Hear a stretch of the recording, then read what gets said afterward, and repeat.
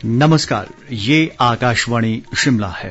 प्रादेशिक समाचार शशि चौहान से सुनिए। पहले आज के मुख्य समाचार। विश्व बैंक ने शिमला की 1825 करोड़ की जलापूर्ति और मल निकासी परियोजना के नेगोशिएशन पैकेज को दी मंजूरी।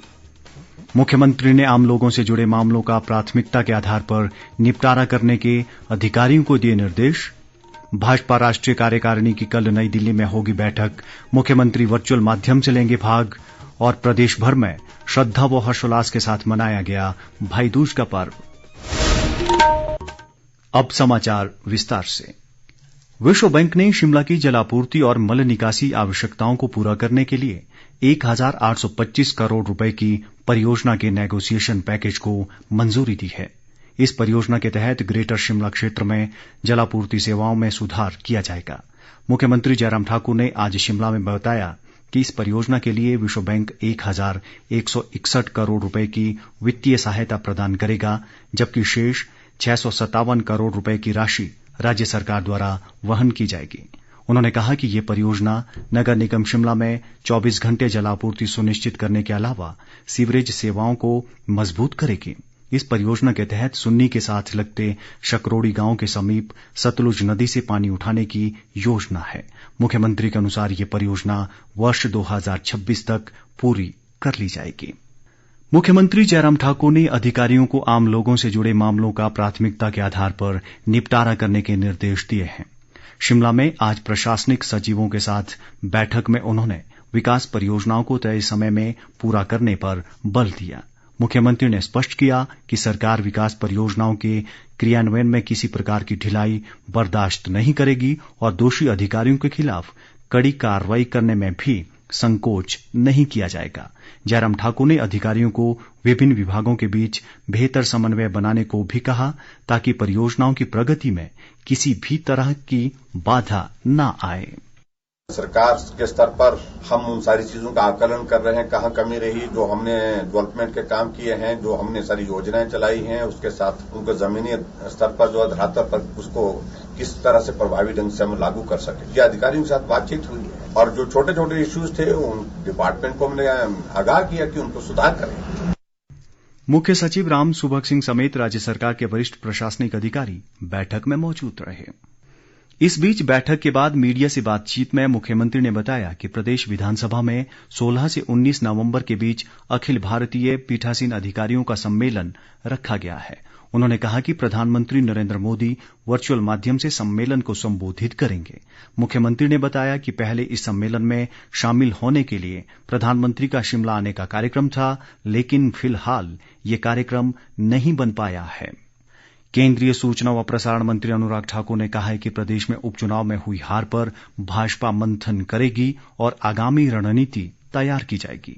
दिल्ली लौटने से पूर्व कांगड़ा में पत्रकारों से अनौपचारिक बातचीत में उन्होंने कहा कि मंथन के बाद 2022 में मिशन रिपीट के लिए कड़े कदम उठाए जाएंगे। जो चुनाव परिणाम आए हैं उसके बाद इतना ही कहूंगा कि भारतीय जनता पार्टी इन नतीजों पर, जो इसके पीछे कारण रहे, जिनके कारण प्रदर्शन अच्छा नहीं रहा, उस पर चिंतन भी करेगी, मंथन भी करेगी और उसके बाद जो भी कड़े निर्णय को कदम उठाने की जरूरत होगी वो भी उठाएंगे और प्रयास करेंगे ताकि एक बार फिर 2022 में अच्छे नतीजे आए। इस बीच दिल्ली लौटते समय हमीरपुर के समीप केंद्रीय मंत्री अनुराग ठाकुर के काफिले की 3 गाड़ियां आपस में टकरा गईं। इस घटना में 2 सुरक्षाकर्मी घायल हुए हैं, जिन्हें उपचार के लिए हमीरपुर मेडिकल कॉलेज में भर्ती करवाया गया है।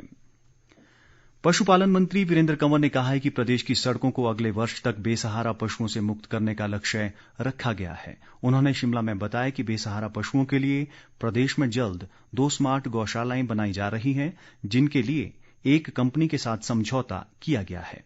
वीरेंद्र कंवर ने बताया कि सर्दी के मौसम के चलते चंबा, शिमला और किन्नौर में बेसहारा पशुओं के लिए विशेष इंतजाम किए जा रहे हैं। भाजपा की राष्ट्रीय कार्यकारिणी की बैठक कल नई दिल्ली में होने जा रही है। बैठक का शुभारंभ भाजपा अध्यक्ष जगत प्रकाश नड्डा के वक्तव्य और समापन प्रधानमंत्री नरेंद्र मोदी के संबोधन से होगा। बैठक में 5 राज्यों में होने वाले विधानसभा चुनाव और अन्य मौजूदा विषयों पर चर्चा की उम्मीद है। कोविड महामारी को देखते हुए बैठक ऑनलाइन और ऑफलाइन दोनों माध्यम से होगी। कुछ नेता बैठक में मौजूद रहेंगे जबकि अन्य इसमें वर्चुअली भाग लेंगे। कोविड महामारी के बाद कार्यकारिणी की ये पहली ऑफलाइन बैठक होगी। इधर मुख्यमंत्री जयराम ठाकुर शिमला से वर्चुअल माध्यम से बैठक में शामिल होंगे। खाद्य आपूर्ति मंत्री राजेंद्र गर्ग ने कहा है कि राज्य सरकार ग्रामीण क्षेत्र की खेल प्रतिभा को निखारने और उन्हें शारीरिक रूप से सशक्त बनाने के लिए प्रयासरत है। घुमारवीं क्षेत्र की दाबला पंचायत के गलासी में एक कार्यक्रम में उन्होंने कहा कि सरकार युवाओं के लिए सभी बुनियादी सुविधाएं उपलब्ध करवा रही है। उन्होंने गलासी गांव में खेल मैदान के निर्माण की भी घोषणा की। परिवहन मंत्री बिक्रम ठाकुर ने कांगड़ा जिले में डाडासीबा के दुर्गम गांवों के लिए आज मुद्रिका बस सेवा को हरी झंडी दिखाई। इन क्षेत्रों के लोग लंबे समय से बस सेवा शुरू करने की मांग कर रहे थे।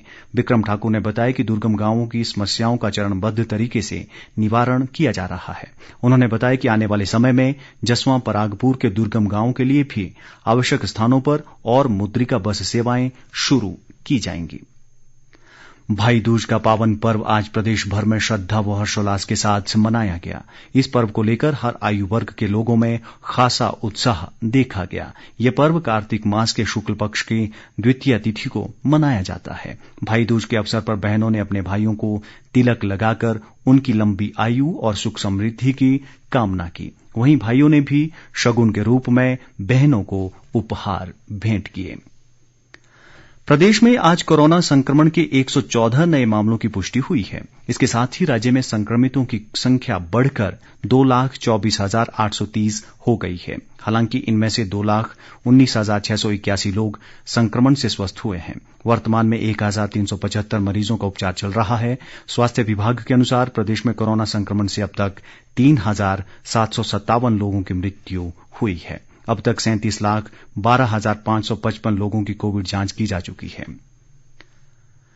राष्ट्रव्यापी कोविड टीकाकरण अभियान के अंतर्गत देश में अब तक 107 करोड़ 95 लाख से अधिक टीके लगाए गए हैं। स्वास्थ्य मंत्रालय के अनुसार कल 20,75,000 से अधिक टीके लगाए गए।